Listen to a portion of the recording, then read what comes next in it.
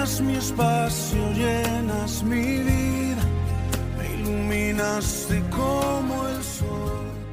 Quiero que crezca.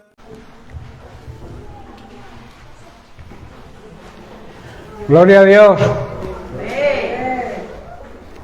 Vamos a centrarnos ahora en el mensaje, en la palabra de Dios, en lo que Dios tiene para nosotros. Así que vamos a dar paso a los niños que salgan, se vayan a la escuela dominical y nosotros nos centramos en la palabra de Dios. Es importante no despistarnos porque aparte de que perdemos mucho de lo que oímos, si además no prestamos atención se nos va rápidamente todo, ¿no?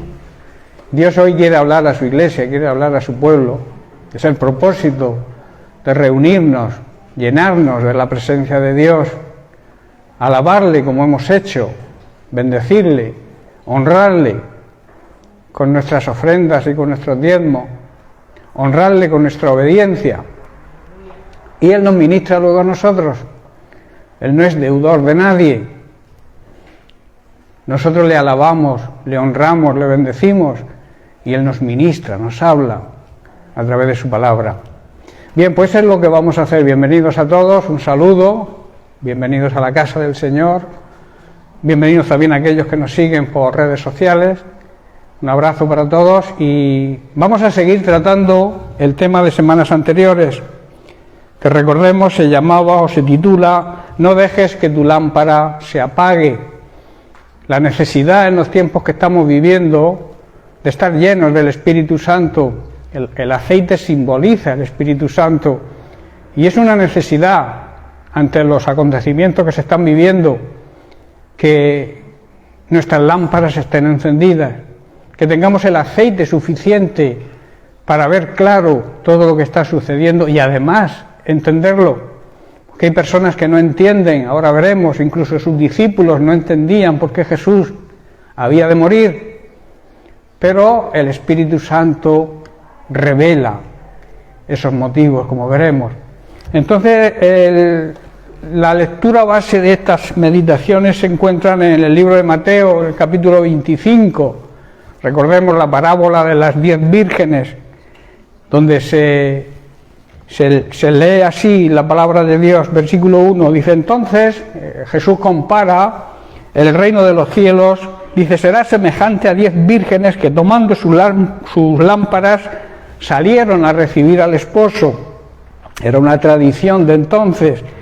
Dice el versículo 2, 5 de ellas eran prudentes, eran sabias, eran sensatas, y otras 5 no lo eran, eran poco sabias, eran necias, eran imprudentes e insensatas. Dice que las insensatas, teniendo sus lámparas, tomando sus lámparas, no tomaron consigo aceite, no tomaron el aceite de reserva, que hay que tener siempre, mas las prudentes tomaron aceite en sus vasijas, juntamente con sus lámparas. Y tardando el esposo, esto habla del tiempo de prueba que el Señor nos hace, esa tardanza simboliza eso, que tenemos que tener la paciencia suficiente y la esperanza de saber que el Señor cumple sus promesas. Y Él prometió que vendría, que nos visitaría de nuevo para desposarse con su iglesia, para arrebatar a su iglesia y celebrar las llamadas bodas del Cordero. Dice que las 10 vírgenes, tanto unas como otras, se durmieron, cabecearon y se durmieron.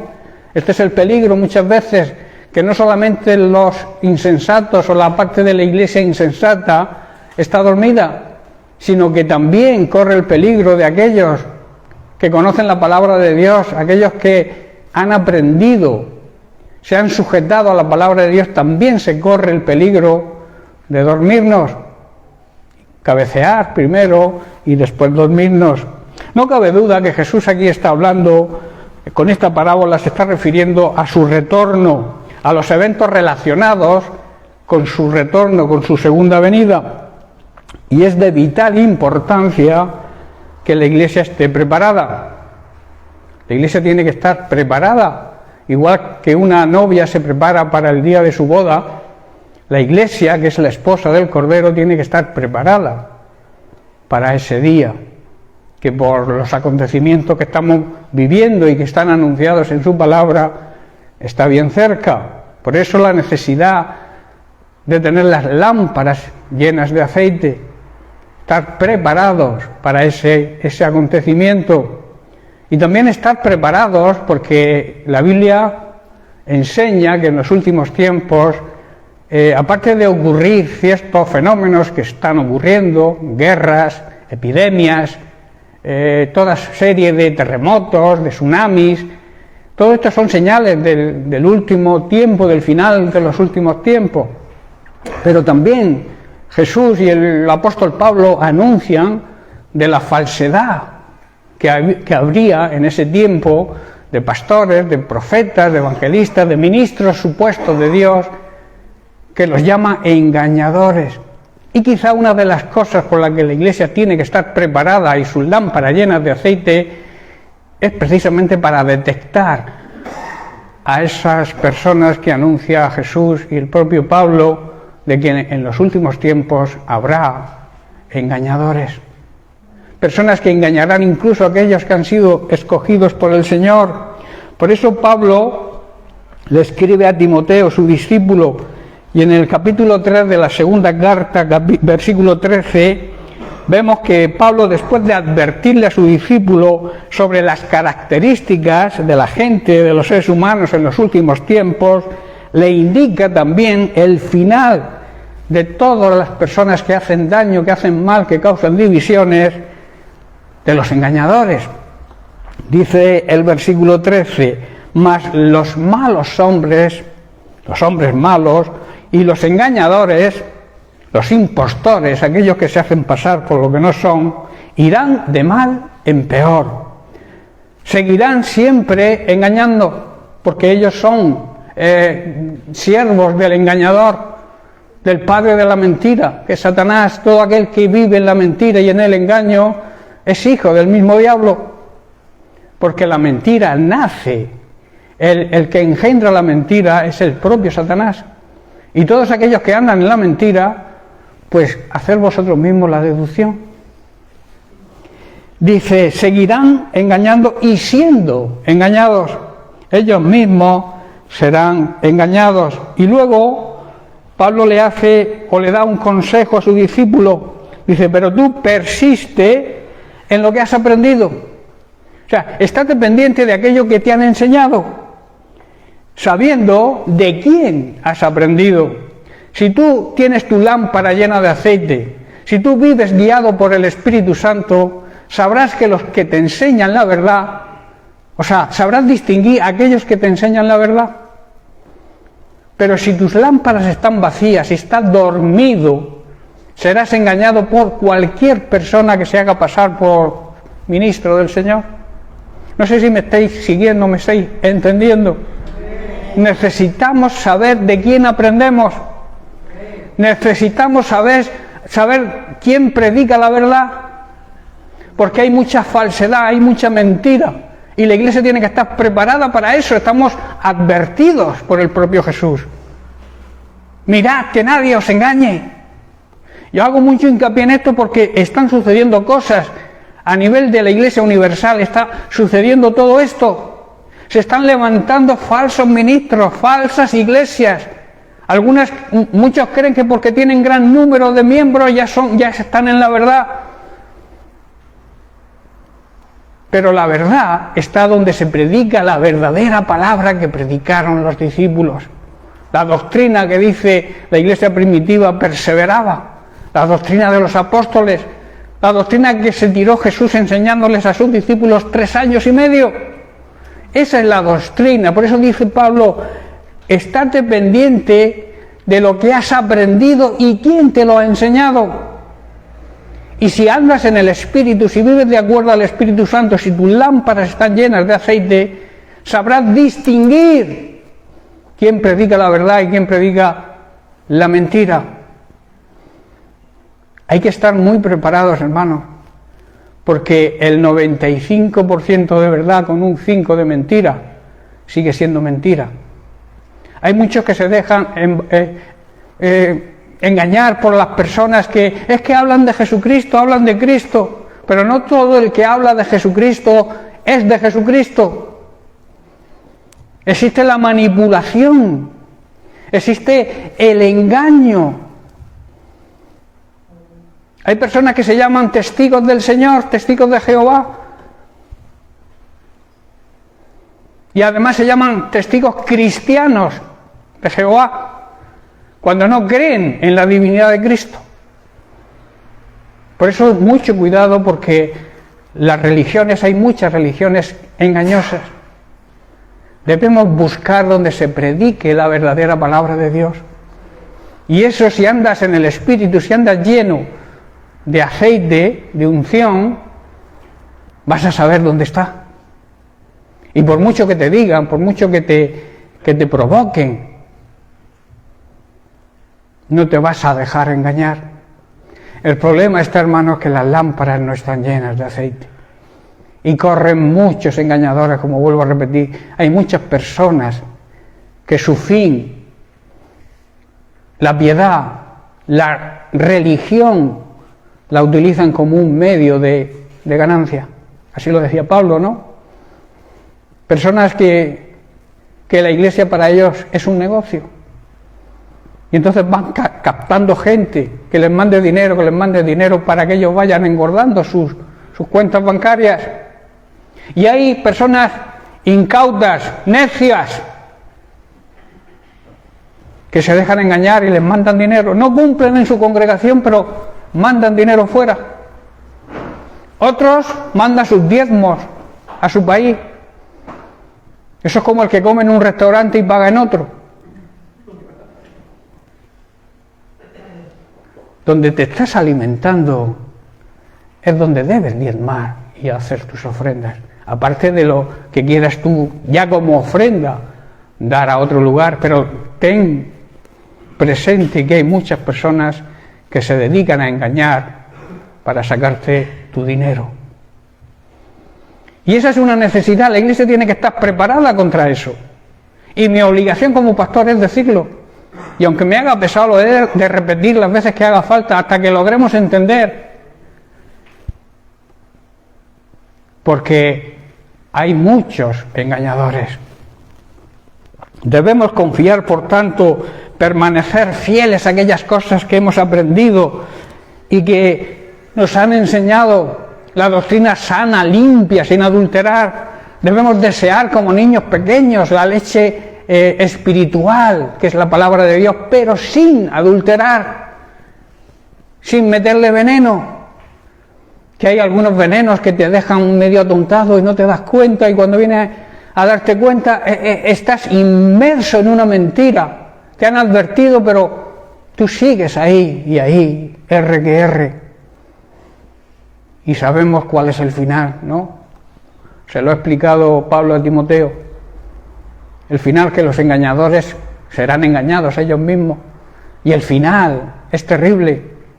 Y aquellos que se dejan engañar también van a tener un final terrible por no obedecer la palabra de Dios y ser fieles a lo que han aprendido, a la sana doctrina que han recibido.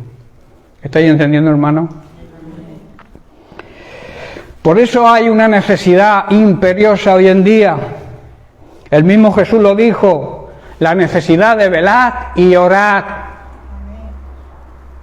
Velar significa estar vigilante, pendiente. Estas dos cosas son cosas fundamentales que debemos hacer y experimentar y seguir como iglesia, y que obedece precisamente al mandato del Señor, y que son sumamente necesarias para que nuestras lámparas se mantengan encendidas en estos tiempos tan convulsos y tan difíciles que nos ha tocado vivir. Y es nuestro deber. La Biblia dice que somos centinelas, vigilantes. Los cristianos verdaderos tenemos que estar vigilantes, protegiéndonos unos a otros. Un vigilante siempre está pendiente. Un vigilante no se puede dormir. Un centinela o un vigilante está ahí para advertir del peligro. Y todos nosotros, no solamente yo como pastor, toda la iglesia, somos centinelas Y cuando veamos a un hermano que es atacado por el enemigo, advertirle: hermano, no vas bien.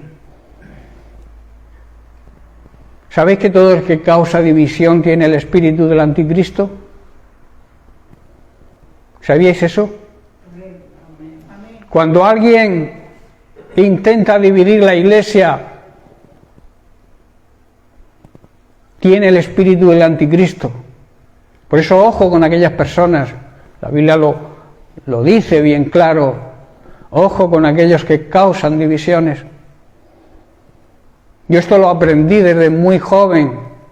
Joven me refiero en cuanto al Señor, a mi conversión. Mi pastor me lo enseñó como una norma fija y fiel, que no debería seguir a las personas que causan divisiones, porque estoy haciendo la obra del diablo. El diablo quiere eso, dividir.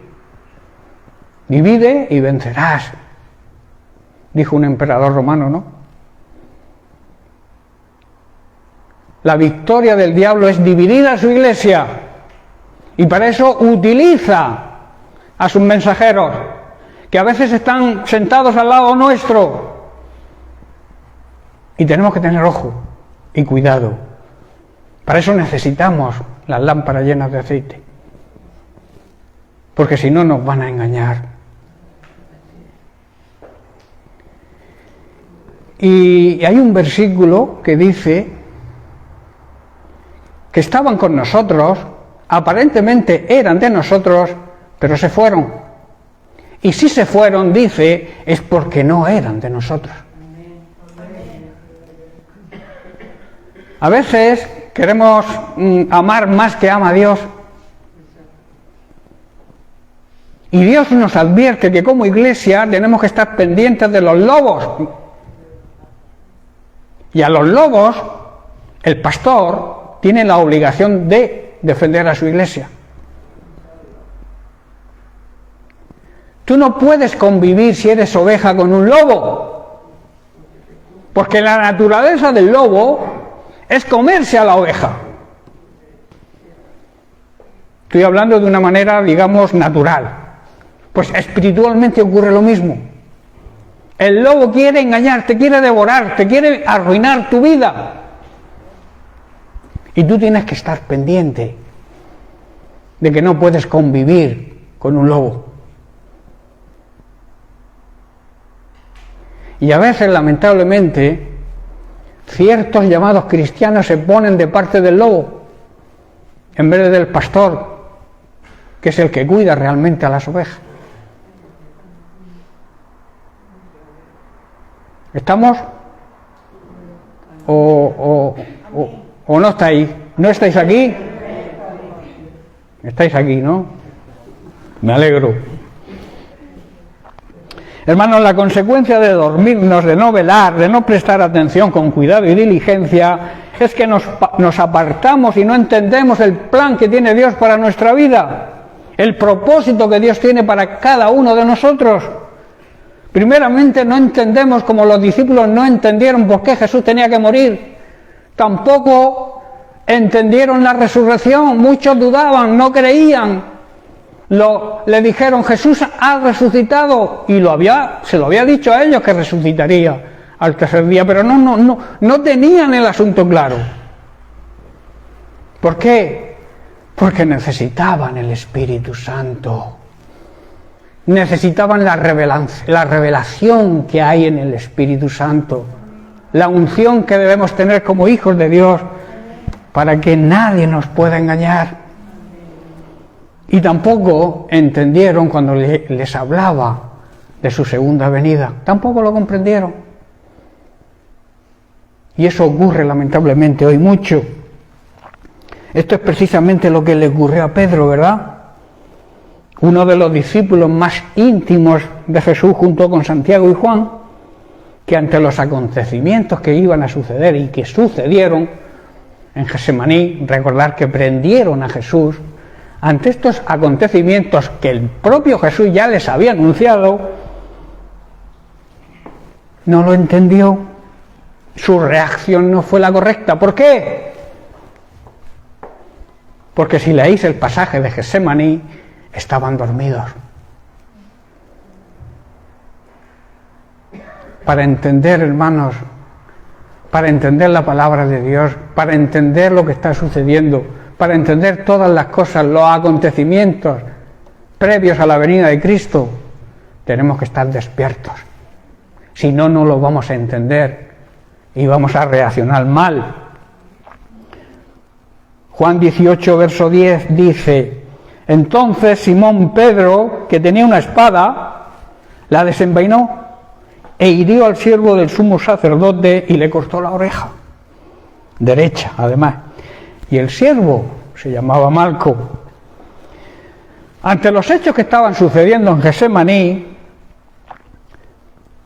y Jesús, ante la precipitación y el descontrol que vio en Pedro, tuvo que reprenderle. Y hoy también le reprende con estas mismas palabras que son vigentes para su iglesia hoy. Dice lo siguiente: Pedro, iglesia, mete tu espada en la vaina, no utilices las armas carnales que a veces las utilizamos. Nuestras armas, hermanos, son espirituales, poderosas para la destrucción de todo tipo de fortalezas. Y cuando habla de fortalezas, habla de poderes malignos. Tú no puedes combatir esos poderes con tus armas carnales, con tu espada carnal, sino con las armas espirituales, la espada del Espíritu, que es la palabra de Dios. Si tú quieres vencer, y sobre todo vencer cualquier tentación, tienes que utilizar la espada del Espíritu.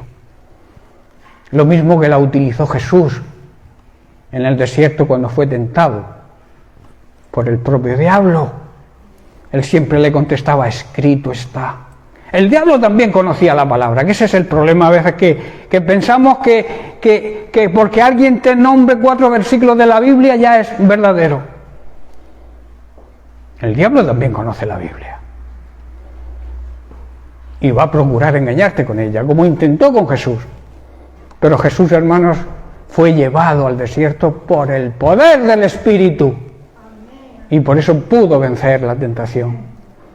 Tú no vas a poder vencer la tentación nunca si tu lámpara está vacía, si tu lámpara no tiene el aceite, la unción suficiente, el Espíritu Santo morando en ti y dejándolo que actúe para que te ayude a vencer todo tipo de circunstancias, incluyendo la tentación. Dice: guarda tu arma carnal, mete tu espada en la vaina.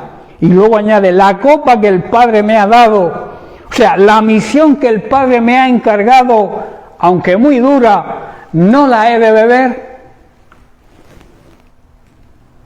La copa, ¿qué simboliza la copa?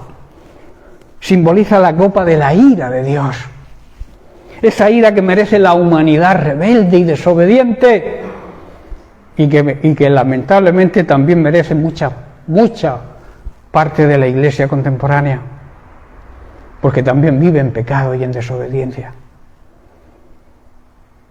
La copa de la ira no es solamente para aquellos que no creen, son para aquellos que supuestamente creen, pero que viven en rebeldía y en desobediencia, y viven en pecado. Dice: la copa que he de beber,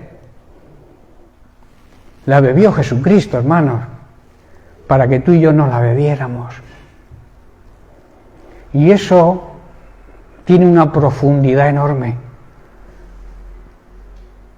Jesucristo fue maldito, él que nunca había pecado. Murió en una cruz donde morían los criminales. Y la Biblia dice: maldito todo aquel que muere en una cruz. Él cargó con la maldición que era nuestra.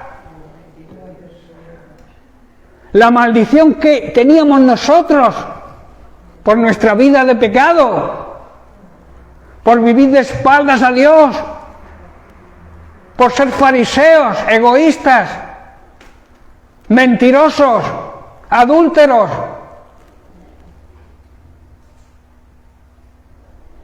Esa copa la merecíamos nosotros, hermanos.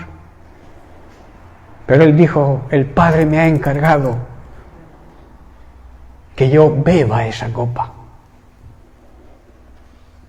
Esa copa que teníamos que beber, la vuelvo a repetir nosotros, la bebió Él por amor a nosotros. Y no por obligación. Él quiso hacerlo. De tal manera amó Dios al mundo, al ser humano, a la creación, que entregó a su Hijo, nos regaló a su Hijo. Pero es que el Hijo también dijo, yo pongo mi vida voluntariamente. A mí la vida no me la quita nadie si yo no quiero, pero yo la pongo, porque igual que el Padre os ama, yo también os amo. Iglesia, esto es para nosotros hoy. Igual que el Padre nos ama, Jesucristo nos ama. Y lo demostró, y lo demuestra cada día. Y eso merece un compromiso por nuestra parte, hermano. Un paso hacia adelante. A veces la Iglesia se estanca y no avanza. Y no avanza quizás porque andamos en contiendas internas, problemas entre nosotros. Que si tú, que si aquel, que si dijo, que si me dijiste, que si el otro, que si allá, que si para acá, que si para allá. Y nos olvidamos de nuestro trabajo. Claro que en ese tiempo de contiendas no podemos evangelizar. Porque ¿qué vas a evangelizar si tú no estás viviendo en orden? Si la Iglesia no está en orden, ¿cómo vamos a evangelizar? Y esa evangelización, ¿cómo va a ser fructífera? A veces queremos arreglar la casa del vecino sin haber arreglado primero la nuestra.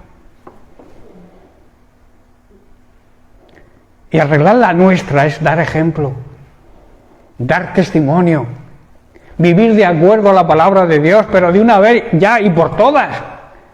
Dejemos ya las contiendas, las murmuraciones, las críticas que nos llevan a la destrucción propia y de la Iglesia.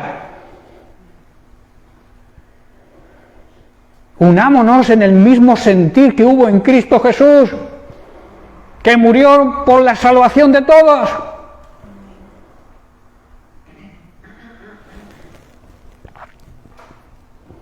Aparte de eso, la copa también significa el mal trago que tenía que pasar Jesús mediante su sufrimiento y su muerte. Y sobre todo, el mal trago de que Dios el Padre tenía que dejarlo mirar hacia otro lado. ¿Sabéis por qué el Padre miró hacia otro lado? Y Jesús dijo, Padre, ¿por qué me has abandonado? ¿Sabéis por qué lo hizo? Porque en ese momento cargó con tu pecado y con el mío. Y Dios no puede relacionarse con el pecado. Donde hay pecado no está Dios. Dios está donde hay santidad, porque Él es santo, 3 veces santo. Dios no puede convivir con el pecado. Yo haría la siguiente pregunta. ¿Qué relación puede tener Dios con una persona que vive en pecado? ¡Ninguna!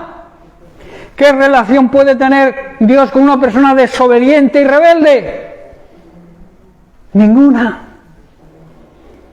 ¿Qué relación puede tener con aquel que vive murmurando y criticando a los demás e incluso a la Iglesia? ¿Qué relación puede tener Dios con esa persona? Ninguna. Estáis contestando vosotros mismos, ¿no? Porque lo sabemos. Si el problema es que conocemos la teoría, pero nos cuesta aplicarla. Y luego otra pregunta, ¿qué final tendrán las personas malas? Las personas que viven en pecado, las personas que viven en desobediencia y en rebeldía. ¿Qué final tendrán los engañadores, como hemos leído? Y aquellos también que se dejan engañar. Vuelvo a repetir, donde hay pecado no está Dios. Donde está Dios no hay pecado. Quiero hacer una paráfrasis de la reprensión del Señor a Pedro. Dijo Jesús a Pedro, Pedro, ¿no entiendes? Debo obedecer al Padre, aunque para ello tenga que padecer este mal trago, este gran sufrimiento y sobre todo la separación con mi Padre. pero lo hago con gozo, lo hago con gusto, porque esto va a proveer salvación a todos aquellos que crean en mí, acepten mi sacrificio y sigan mi ejemplo de obediencia al Padre. Debemos aplicarnos esto nosotros. Debemos saber que Jesús murió, sufrió lo que sufrió y lo hizo con gozo, porque veía detrás de ese sufrimiento, de esa separación con el Padre, Él nos veía a nosotros salvos, y ese era su gozo, traer la salvación a todos aquellos que crean en Él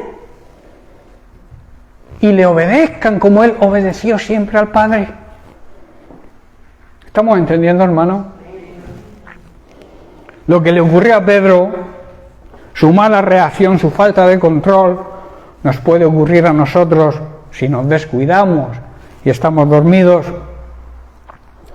Uno de los motivos de estar dormidos, que significa muertos espiritualmente, es vivir una vida indigna, una vida que no merece aquel que dio su vida por nosotros, una vida que no, una dignidad que merece aquel que se sacrificó por nosotros cuando vivíamos de una manera indigna, pecaminosa.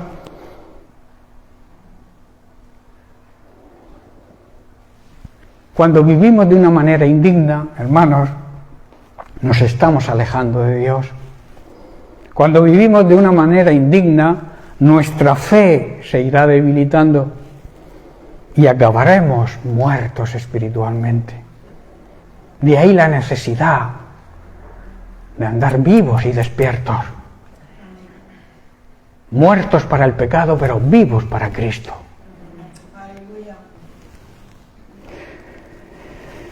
Pablo tuvo que reprender muy duramente a los corintios por su descontrol, su desorden, incluso en las cosas sagradas. Cuidado. En 1 Corintios capítulo 11, a partir del versículo 17 y hasta el 22, Pablo corrige y exhorta a la iglesia la manera de comportarse que tenían. Esto es previo a los versículos que leemos cuando celebramos la Santa Cena. Dice el versículo 17, pero en las siguientes instrucciones no puedo elogiaros, pues parece que hacen más daño que bien cuando se juntan, cuando se reúnen.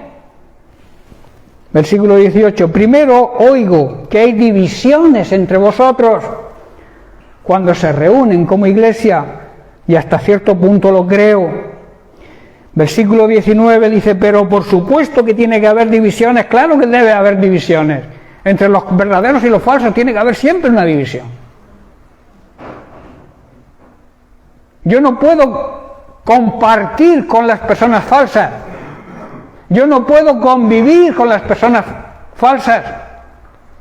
La Biblia dice que nos alejemos de ellas. Quizá que no te alejes de orar por ellas, eso no. Pero no te dejes llevar. Cuando dice que te alejes de ellos, quiere decir que no compartas lo que ellos dicen. Dice, claro que debe haber divisiones entre ustedes para que los que tienen la aprobación de Dios sean reconocidos. Hermanos, Dios aprueba y Dios también suspende. Dios aprueba a aquellos que son dignos de esa aprobación, aquellos que merecen esa aprobación de Dios porque viven de acuerdo al orden que Dios exige. Versículo 20 dice, cuando se reúnen, la verdad es que no les interesa la cena del Señor. A veces se acerca mucha gente a la cena del Señor sin saber lo que hacen. Lo hacen como una tradición, como una ceremonia, como una liturgia. Pero eso es religión y eso no vale. Versículo 21. Pues algunos se apresuran a comer su propia comida y no la comparten con los demás. Como resultado, algunos se quedan con hambre mientras otros se emborrachan. Versículo 22. ¿Qué? ¿Acaso no tienen sus propias casas para comer y beber? ¿O de veras quieren deshonrar a la Iglesia de Dios y avergonzar a los pobres? ¿Qué se supone que debo decir? Dice Pablo, ¿quieren que los elogie? Y añade, pues bien, de ninguna manera los elogiaré por esto. O sea, en otras palabras, no os doy mi aprobación a lo que estáis haciendo, porque habéis convertido una cosa santa en algo mundano. No sé si estáis comprendiendo el significado. La Santa Cena es koinonía, convivencia en un mismo sentir. Saber lo que se hace, lo que simboliza la Santa Cena, que es recordar lo que Jesús hizo por nosotros, pero uno de los propósitos fundamentales de que Jesús instituyera el mandamiento de la Santa Cena es precisamente para que la Iglesia, si había algún problema entre los hermanos, se arreglara y entonces poder acercarse de una manera digna a entender lo que significaba el pan y el vino, que no dejan de ser pan y vino, pero hay una simbología de lo que significa el pan y lo que significa la copa que bebió Jesucristo, ¿verdad? Ahí vuelve a aparecer la palabra copa. Lo que Él tuvo que padecer para que tú y yo podamos hoy decir que somos salvos. Yo te pregunto, en tu interior, respóndete tú a ti mismo, ¿tú te consideras salvo o tienes dudas? Es una pregunta que a veces no nos gusta hacerla o hacérnosla, pero debemos hacérnosla. ¿Realmente yo pienso que soy salvo? ¿Realmente por la forma en que vivo soy salvo? No te estoy hablando de que levantaste un día la mano y alguien te dirigió en una oración y a partir de ahí eres salvo. Eso digamos que es el principio, pero eso no te salva. Lo que te salva es la vida continua de santidad. Y entender que cuando tú te entregas tu vida a Cristo, tu vida cambia, eres una nueva creación, naces de nuevo. Si realmente sigues haciendo o deseando las cosas que hacías o deseabas antes de tu conversión, es que no te has convertido. Porque convertirse significa transformar la vida que llevaba por la vida que me ofrece Cristo. Si no es así, estás practicando una religión. Y las religiones no salvan a nadie, hermanos. Salva la transformación, el nuevo nacimiento. Las iglesias evangélicas hoy en día están llenas de personas convencidas, pero no convertidas. Y lamentablemente es así. Por eso tenemos que tomar la decisión, analizarnos, como Pablo explica, examinarnos a nosotros mismos y ver cuál es nuestra vida, si somos dignos de la salvación que Dios nos da a través de su Hijo Jesucristo, si sabemos valorar el sacrificio de Cristo. Y un poco más adelante, en 1 Corintios 11, a partir del 29, le transmite Pablo las órdenes del Señor y les advierte de la consecuencia de tomar de una manera indigna aquello que es sagrado, como por ejemplo era la Santa Cena. Dice el versículo 29, porque el que come y bebe indignamente, o sea, sin merecerlo, sin distinguir el cuerpo del Señor. ¿Cuál es el cuerpo del Señor, hermano? La iglesia de Jesucristo somos su cuerpo. Y cuando tú no ves a tu hermano como parte del cuerpo de Cristo, no estás distinguiendo lo que es el cuerpo de Cristo. ¿Estáis entendiendo? Discernir significa darse cuenta de que el que tengo a mi lado es parte del cuerpo de Cristo. Y cuando yo critico o murmuro, o hablo mal de un hermano, estoy hablando mal del cuerpo de Cristo. Cuando yo critico a la iglesia, que Jesús compró con su sangre preciosa, cuando yo me meto con alguien de la iglesia, bien sea el pastor o otro hermano, da igual, todos somos parte del cuerpo de Cristo, estamos perjudicando el cuerpo de Cristo. Y como yo supuestamente soy parte del cuerpo de Cristo, cuando critico a un hermano, las consecuencias me pueden venir a mí, porque también formo parte de ese cuerpo al cual yo estoy murmurando y criticando. ¿Estáis comprendiendo, hermano? Una de las consecuencias de que la iglesia se estanque y no avance es la crítica y la murmuración. Por eso como iglesia, hermano, de verdad, debemos desechar todo eso de nuestra vida. Desecharlo. Si te viene a la mente, como dice Pablo, hay que someter todo pensamiento que no sea correcto a la obediencia a Cristo. Y Cristo te dice, no murmures, no critiques. No hables mal de nadie, ayúdale si lo ves en problemas o ves que no está en un camino correcto, pero no le critiques, no hables mal de él. Es un deporte nacional, la crítica.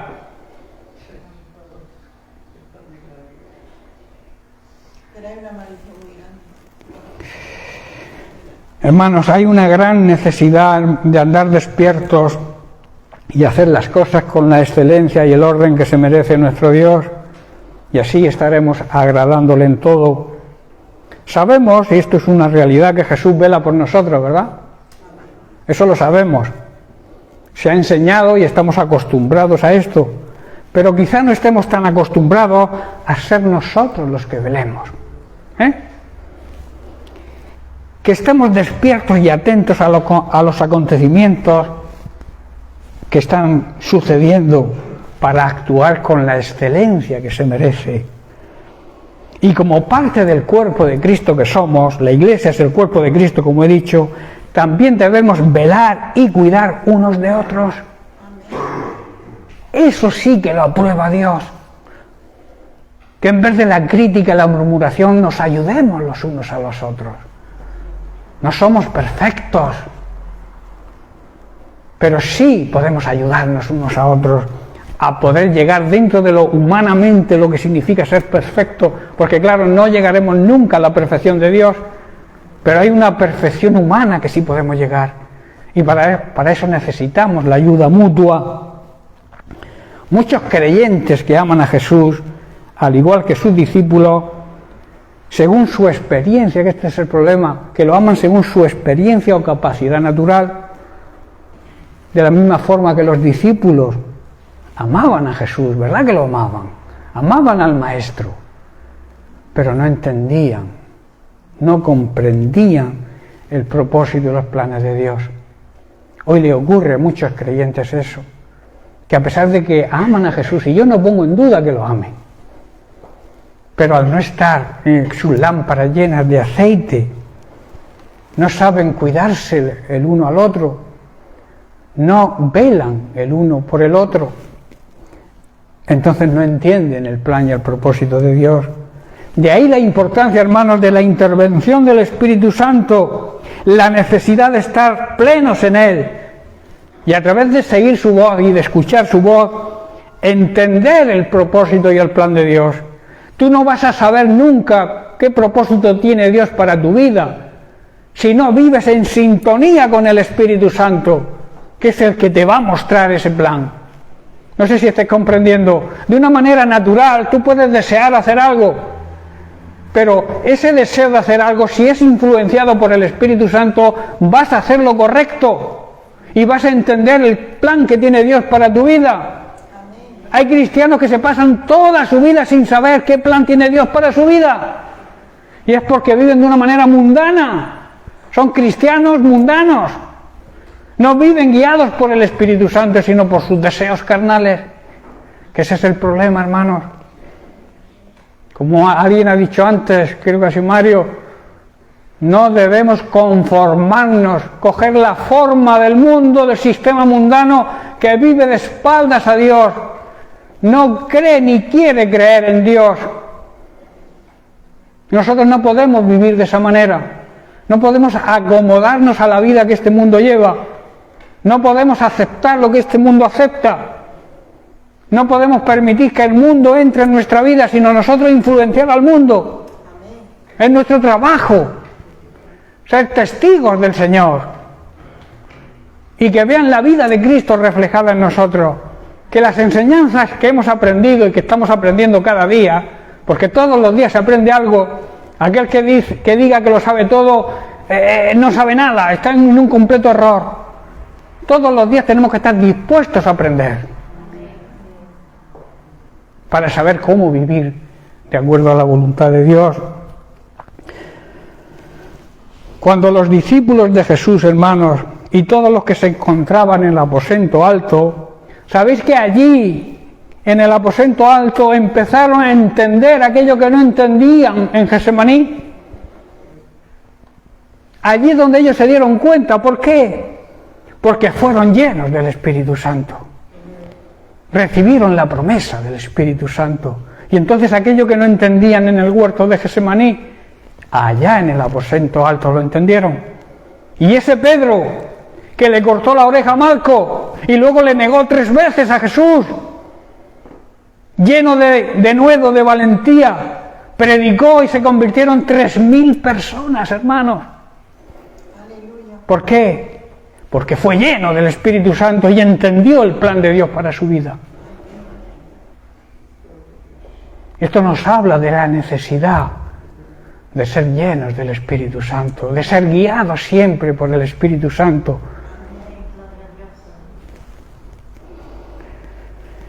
Iglesia, Jesús te dice, velad y orad para que no entréis en tentación. Esa tentación podría ser dejarse engañar por las mentiras de las personas malas y engañadores. A veces la carne nos tienta a dejarnos llevar por esta gente, pero Jesús te dice, vela y ora para superar esa tentación. El espíritu a la verdad está dispuesto, pero la carne es débil. La carne es la que recibe, hermanos, la tentación y por lo general cae en ella. Si la carne está más fuerte que el espíritu, caerás en la tentación, hermano. Pero si tu espíritu está fortalecido, vencerá a la carne y podrás vencer la tentación. Porque vuelvo a repetir, la tentación va a la carne. Y quien cae en la tentación es nuestra carne. Velen y oren. Así se fortalece nuestro espíritu, hermanos, para que no cedamos nunca a la tentación, porque el espíritu está dispuesto.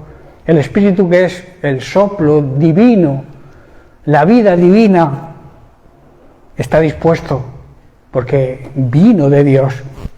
Pero la carne, que es de la tierra y volverá a la tierra, es débil. Vemos que Jesús añade a velar la oración. Hermanos, esto habla de la importancia de la oración para permanecer alerta y guiados por el Espíritu Santo. Aparte de estar pendientes, tenemos que orar, tenemos que hablar con nuestro Padre Celestial y que a través del Espíritu Santo nos ayude a estar alerta para observar y entender los acontecimientos que estamos viviendo y para tener cuidado, el cuidado necesario para poder actuar de una forma correcta. Quizás también la tentación sea dejarnos llevar por nuestras propias opiniones, por nuestros razonamientos humanos, nuestro criterio, nuestro punto de vista acerca de estos acontecimientos que se están viviendo. Muchas personas tienden a eso, a empezar a razonar. Esto ocurre por esto, pero son razonamientos humanos. Tenemos que buscar la guía del Espíritu Santo para poder entender lo que está sucediendo. que lo que realmente está sucediendo son los acontecimientos previos a que el Señor viene pronto, y viene para recoger a su iglesia, no a cualquier iglesia, sino a aquellos que son suyos, aquellos que han pagado el precio, aquellos que viven de acuerdo a su palabra, aquellos que le siguen, que le imitan, que el carácter de Cristo ha sido formado en ellos. Esa es su iglesia. No va a venir a por otra iglesia. Hermanos, no te compliques la mente. Dios quiere una esposa para su hijo, pura, santa, resplandeciente, sin vicio, sin adulteración. Aquellos que siguen la palabra de Dios verdadera, esos van a ser la esposa del Cordero, hermanos.